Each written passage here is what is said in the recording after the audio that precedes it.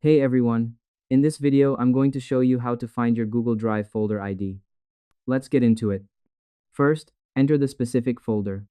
You need to pick the exact folder that you want to find the ID for. Look through your list of files and double-click on the folder you want to use. Make sure you are inside the folder and can see the files that are kept there. Every single folder has its own unique code. By opening the folder, you are telling the browser to show you the specific information for that one spot. Next, look at the address bar. Now, you need to look at the very top of your screen where the website address is written. Look at the long box at the top of the browser window. Look at the end of the address after the last forward slash.